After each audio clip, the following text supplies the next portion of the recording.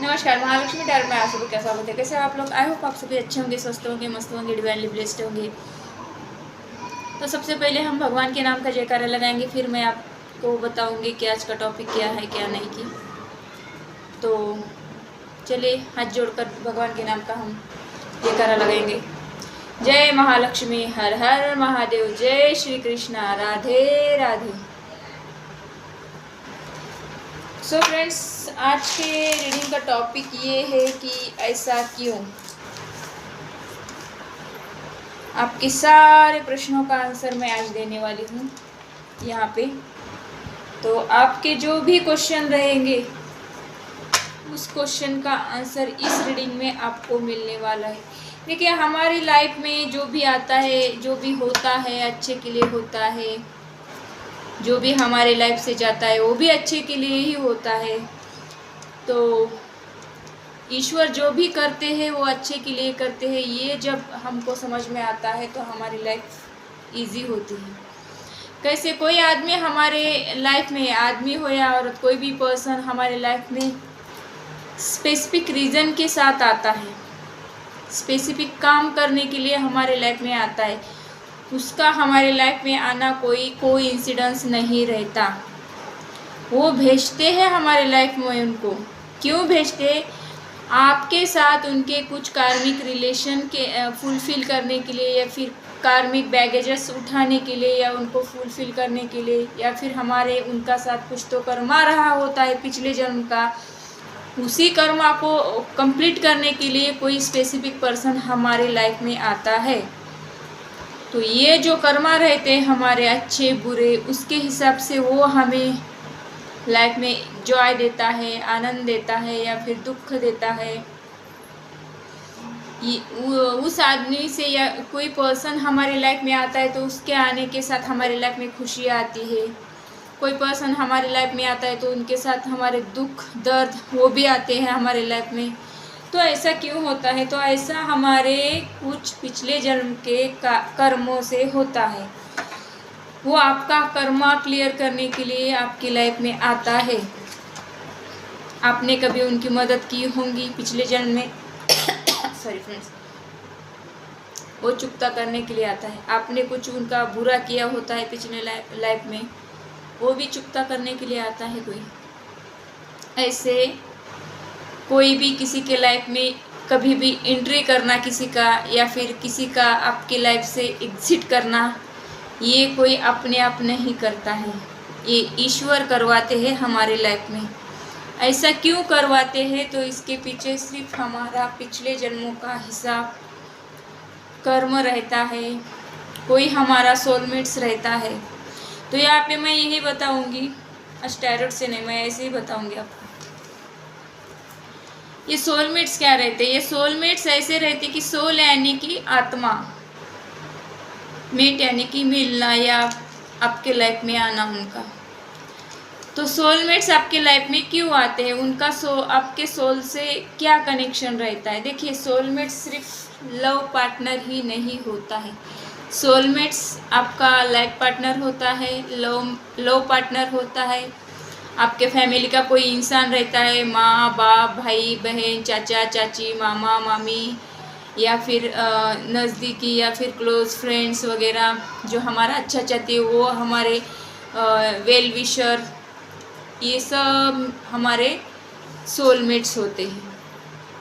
तो इनके आ जाने से हमारी लाइफ कैसे ट्रांसफॉर्म होती है? देखिए, आप जब बहुत दुख में होते हो तब आप ईश्वर को कहते हो कि हे भगवान, मेरे लाइफ में ऐसा कोई इंसान भेज कि मैं ये दुख दर्द थोड़ा कम कर सकूं, या फिर वो इंसान आने के बाद मेरे लाइफ में कुछ तो हैप्पीनेस आए, ये समस्या का, ये प्रॉब्लम का कोई हल निकाले, या फिर मुझे इस स्थिति से बाहर निकाले, मुझे इस मेंटेलिटी में नहीं रहना। ऐसा मेरी लाइफ में कोई भी नहीं होगा क्या? कि आप कोई भेज नहीं सकते क्या हमारी लाइफ में?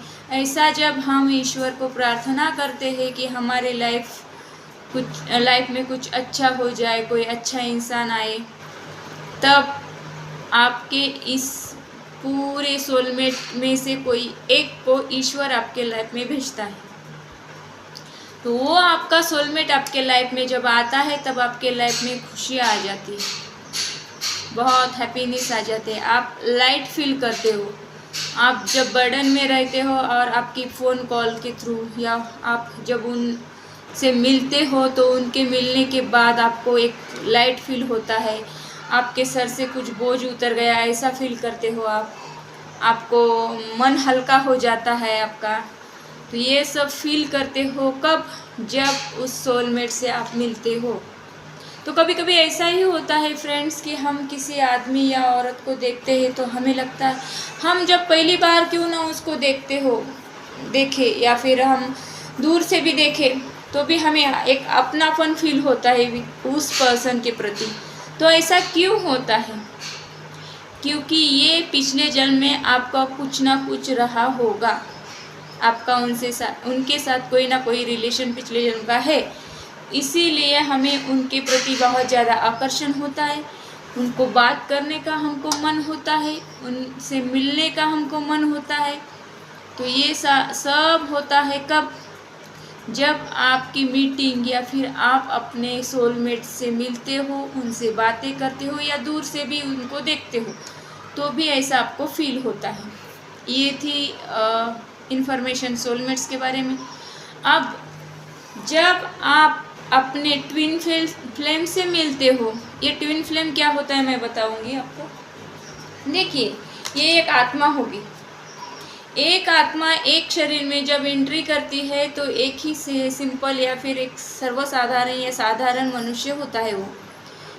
जब मनुष्य को 10 जन्म लेकर अपने कुछ कर्मा क्लियर करने होते हैं तो उनको एक आत्मा एक शरीर में डाली जाती है कि भाई तू जा, तेरे 10 जन्म के कर्मा क्लियर करके कंप्लीट करके वो आत्मा अपनी जगह पे या फिर वहाँ पे आती है भगवान के यहाँ पे।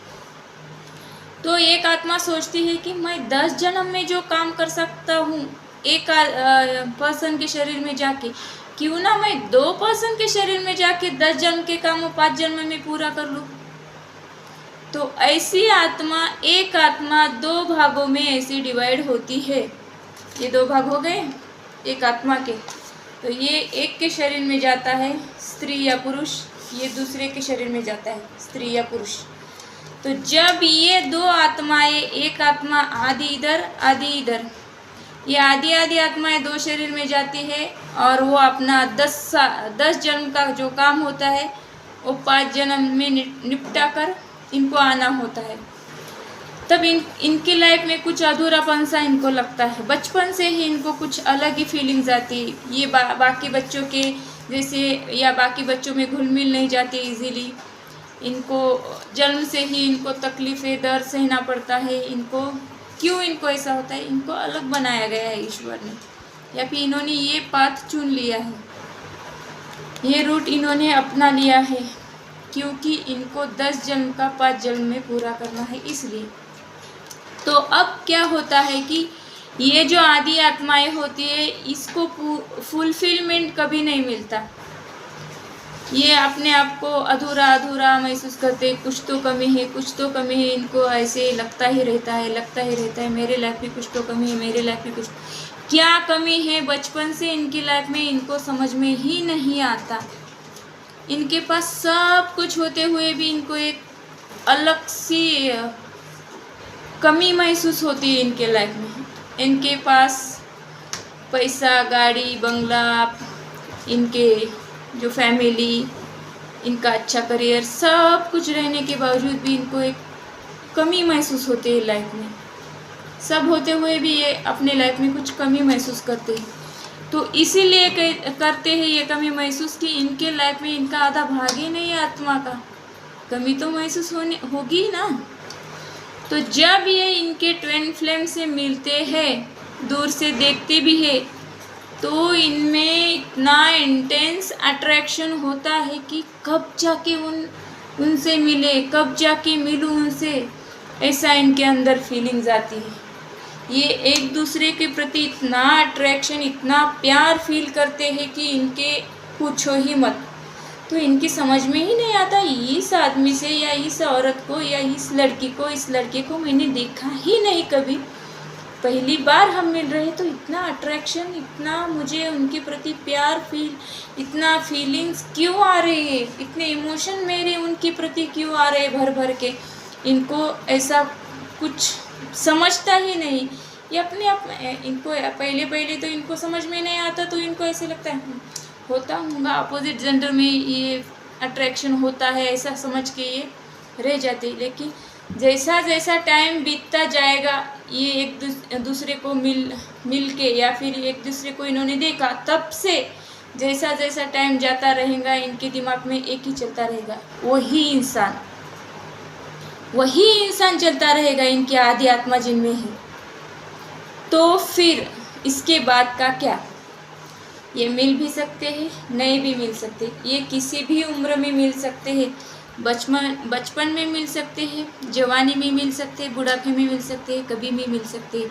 इनका जब डिवाइन टाइम आएगा, इनके कुछ तो वो कार्मिक लेसन्स कंप्लीट हो गए, ये फिर एनलाइटनमेंट की तरफ बढ़ेंगे, तब इनका 5D में जाकर मिलन होगा। 5D में जो बोलते हैं 5th डायमेंशन, वहाँ शरीर का कुछ लेना देना नहीं होता है, वहाँ सिर्फ सोल ही सोल से मिलती है। तो इनके सोल का मिलन होता है 5D में। तो अब सवाल है कि 3D में क्या होगा इनका? तो 3D में इनका ये होगा कि एक तो ये मिलेंगे, लेकिन इनकी शादी इजीली नहीं होती, या ऐसा कहो कि होती ही नहीं। ऐसा क्यों भाई? एक तो समाज मान्य नहीं करेगा, समाज के विरोध में जाना पड़ेगा। एक तो ये अलग अलग जाति धर्म के हो सकते हैं, अलग अलग एज ग्रुप के हो सकते हैं, ऐसा कुछ ना कुछ, एक मैरिड एक सिंगल हो सकता है, या फिर दोनों मैरिड हो सकते हैं, ऐसा भी होता है, या फिर कोई डिवोर्सी, कोई विधवा या फिर विधुर, ऐसा भी हो सकता है। तो इसी वजह से ये एक दूसरे के लाइफ में नहीं आ सकते, या फिर इनकी शादी नहीं हो सकती। जो देखिए, किसी किसी ट्विन फ्लेम की शादी होती है, कब होती है, कैसे होती है, मैं समझाती। ये जब होती है ना, तब इनको बहुत सारे केओस, टेंशन, ऑब्स्टेकल, लड़ाई झगड़े जो भी होगा, मारपीट, सब सहन करके फिर होती है। फिर भी वो सक्सेसफुली अपनी लाइफ को आगे बढ़ा सकते हैं, इसकी कोई गारंटी नहीं है। तो इनको क्या करना चाहिए? देखिए, इनको सरेंडर टू गॉड करना चाहिए। ऐसा क्यों? क्योंकि भगवान चाहेगा तो इनका आगे का लाइफ अच्छे से चल सकता है। सभी भगवान के हाथ में है, हमारे हाथ में तो कुछ नहीं है। तो ऐसा होता है ये ट्विन फ्लेम में, इनको अपने आप में फुलफिलमेंट लाना होता है पहले, फिर जाके वो आदि आत्मा से ये मिल सकते हैं, या फिर ट्विन फ्लेम से मिल सकते हैं। अपने अंदर क्या चेंजेस करने हैं, इनकी कुछ कमियां होगी, इनको मेडिटेशन, योगा, या फिर इनके लाइफ के जो भी बैगेजेस होते हैं, वो बैगेजेस कंप्लीट करना, अपने लाइफ को कैसे आगे बढ़ाना है, अपने लाइफ को कैसे फुलफिलमेंट की तरफ ले जाना है। सेल्फ फोकस या सेल्फ लव में जब ये ट्विन फ्लेम आते हैं, तभी जाकर इनकी लाइफ में कुछ ना कुछ सक्सेस इनको मिलती है, इनके रिश्ते में। तो ऐसी जर्नी होती है ट्विन फ्लेम की। तो मैं यहाँ पे ट्विन फ्लेम का एक उदाहरण देना चाहूँगा। जिनको ये बात समझ में नहीं आती, या फिर ये सारा झूठ लगता है, उनके लिए ये बात है कि राधा और कृष्ण ये क्या थे? ये ट्विन फ्लेम थे। कृष्णा चाहते तो वो राधा रानी से शादी कर सकते थे, तो उन्होंने शादी नहीं की। क्यों नहीं की? तो ट्विन फ्लेम की शादी नहीं होती, और होती भी है तो वो चलती नहीं। तो ऐसा ही ट्विन फ्लेम का लाइफ होता है। उनको कुछ लेसन्स लर्न करने होते हैं, इसलिए वो जर्नी वो आत्मा चुनती है, सेलेक्ट करती है। देखिए, राधा और कृष्ण कैसे ट्विन फ्लेम होते हैं, उसका भी मैं उदाहरण देती हूँ। जब रुक्मिणी माँ को पता चला कि ये दोनों ट्विन फ्लेम हैं, एक ही आत्मा दो शरीर में आई है, तो उनको कुछ प्रूफ चाहिए था। तो उन्होंने क्या किया, राधा रानी को बुलाया उनको गरम गरम दूध का ग्लास पीने को दिया। वो बोले, राधा तू श्री कृष्ण से प्यार करती है तो इस गरम गरम दूध को पी ले। वो तो बहुत चाहती थी श्री कृष्ण को, इंटेंस लव था उनके अंदर श्री कृष्ण के प्रति। तो उन्होंने क्या किया, वो गरम गरम दूध एक ही सांस में पी लिया, एक ही क्षण में, एक ही मिनट में वो पूरा ग्लास पी लिया। खोलता हुआ दूध था उसमें, तो वो पी लिया, ऐसे पी लिया जैसे उन्होंने पानी पिया है। तो रुक्मिणी माँ को तो आश्चर्य हुआ कि राधा रानी ने इतना गर्म दूध एक ही सांस में, एक ही क्षण में, एक ही मिनट में कैसे पिया। और उन्होंने देखा कि उनके जीभा पर, उनके होठों पर कहीं भी छाला, फुंसी, फोड़ा कुछ नहीं आया इतना गर्म दूध पीने के बाद। तो राधा रानी चली गई वहाँ से। फिर श्री कृष्ण आते, थोड़ी देर बाद खाना खाने के लिए कृष्ण को बुलाया जाता है। तो कृष्णा बोलते हैं, मैं कैसे खाना खा सकता हूँ, मेरे तो मुंह में छाले पड़ गए हैं। तो रुक्मिणी माँ, आश्चर्य होता है उनको। रुक्मिणी माँ बोलते हैं, कैसे पड़ गए।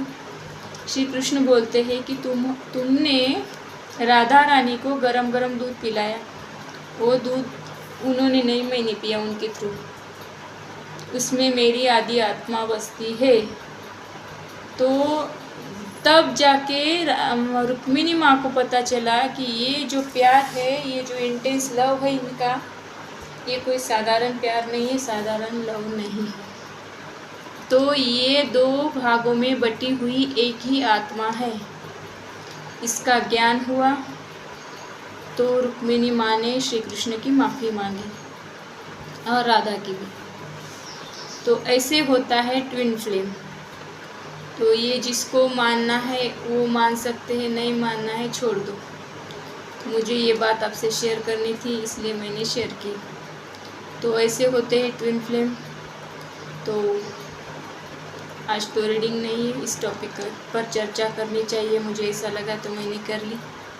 तो मिलती है अगली रीडिंग में, तब तक के लिए टेक केयर, बाय।